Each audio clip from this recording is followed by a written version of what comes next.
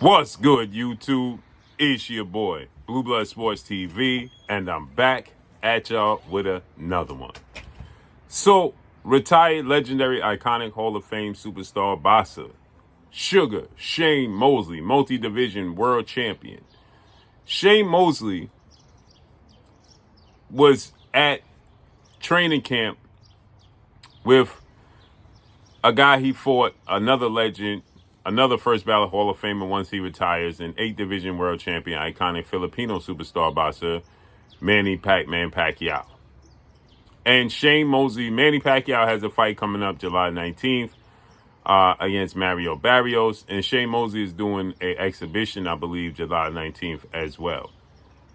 So Shane Mosley was on hand and he did interviews, right? And Shane Mosley was asked, obviously, as everybody's asked about. It's ironic because everybody says that this is not a big fight. Nobody's asking to see the fight. Nobody wants to see this fight between two first ballot Hall of Famers,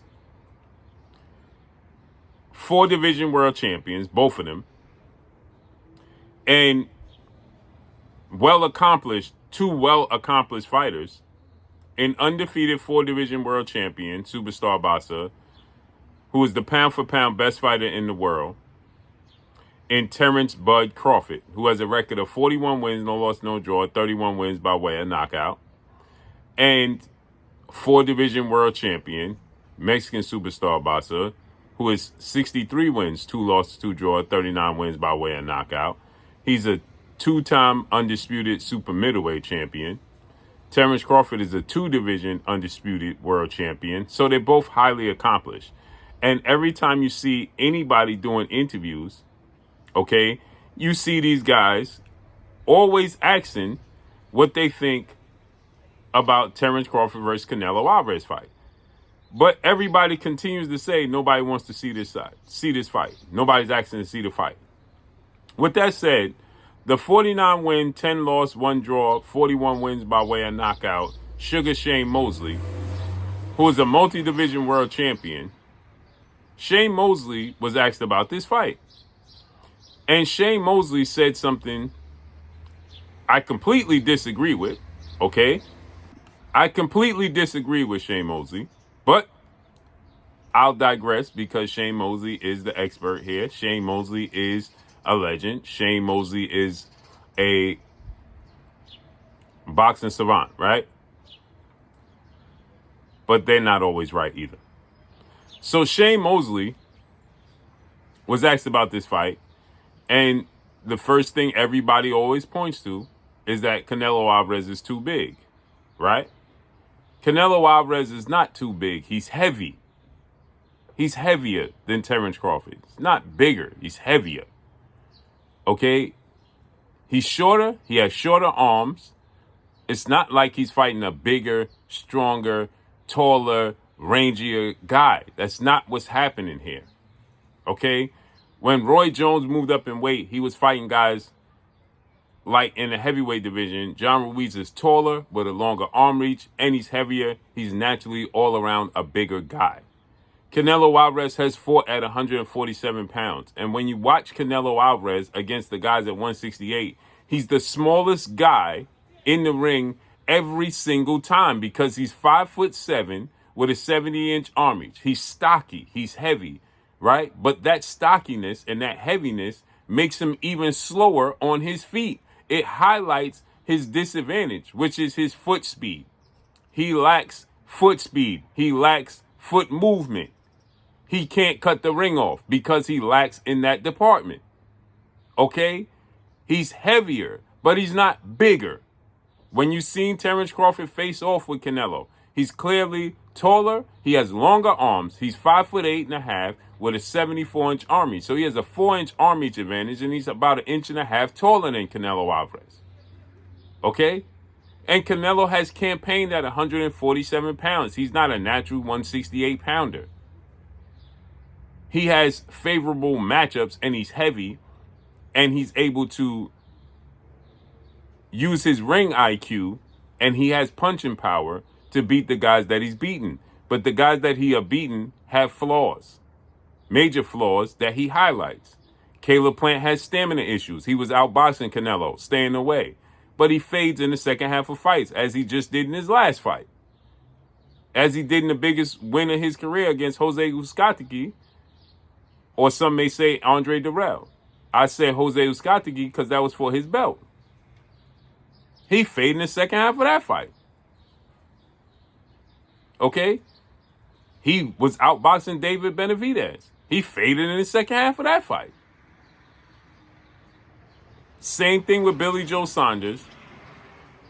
And Callum Smith was afraid. Never used his jab. He had an 8-inch arm reach advantage, a 7-inch height advantage, and never used his jab or anything.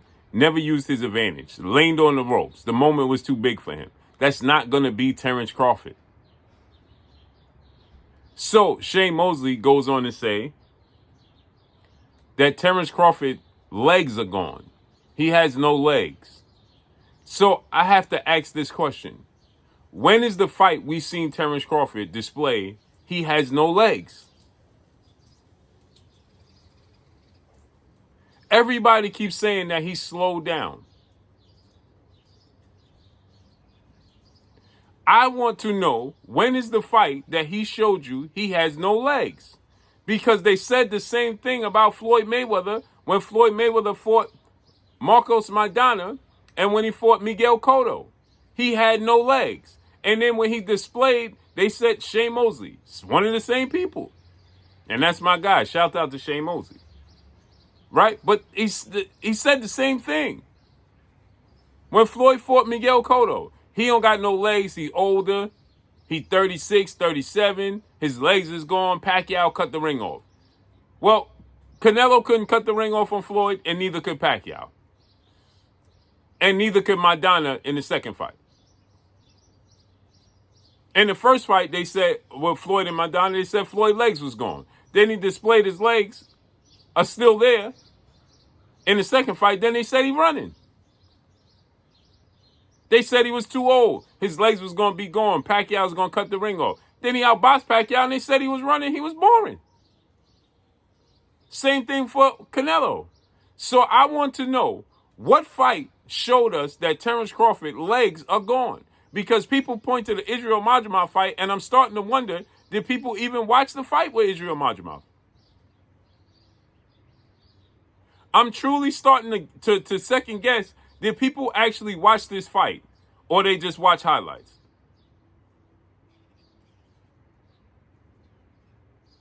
Because I don't see where Terence Crawford's legs have disappeared.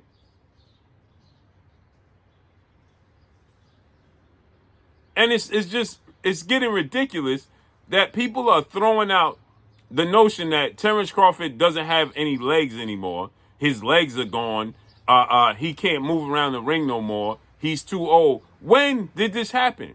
So now Terence Crawford gets in there and outboxes Canelo and moves around the ring. They're going to say he was boring. Right? You just had Bernard Hopkins say that Terence Crawford going to box Canelo Alvarez and it's going to be boring. But now Shane Mosley is saying that Terence Crawford's legs are gone. Where and when? Because it's abundantly clear to me that people have not watched the Israel Madrimov fight. Whether they wasn't interested in the Israel Madrimov fight or not. I don't know which one it is. But clearly people did not watch that fight. Because Terence Crawford was cutting the ring off. Israel Madrimov was the one that was ducking, using all this type of herky-jerkiness, excessive moving in the ring. That was Israel Madrimov.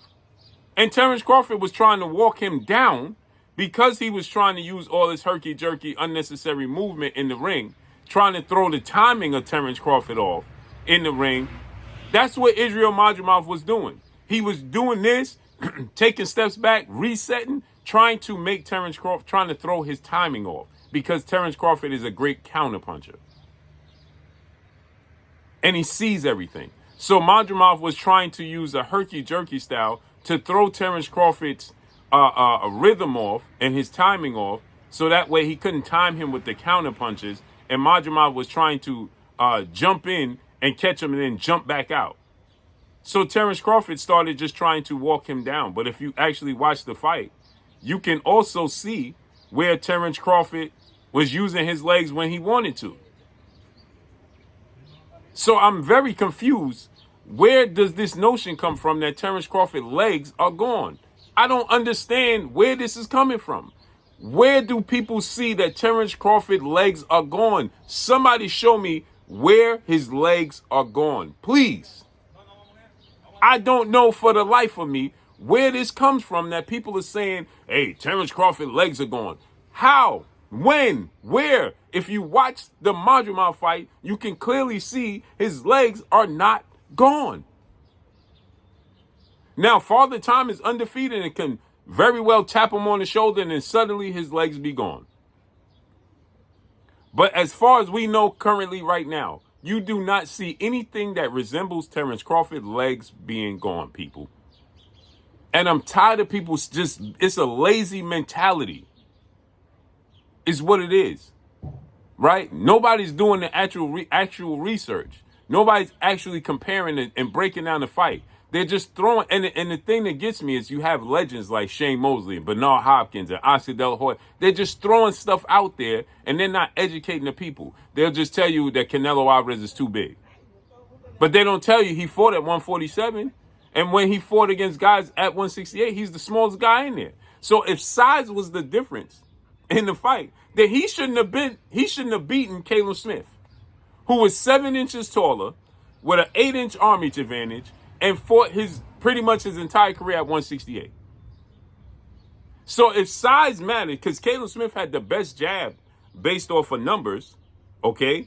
Based off of numbers, he had one of the best jabs, active jabs, in all of boxing. So based off the numbers and the size, Canelo shouldn't have beat him. But he did. We got to start making this make sense, man. It's a lazy mentality. It's a lazy breakdown. It's easy to tell the fans, hey, well, nah, Canelo's too big. Oh, yeah, Terence Crawford, 37, he ain't got no legs no more. Did you watch his fights? Man, it's disgusting, man. And that's all I got for y'all, man. Follow me on Instagram at Blue Blood Sports TV. All one word. It's your boy Blue signing off. I'm gone. Peace.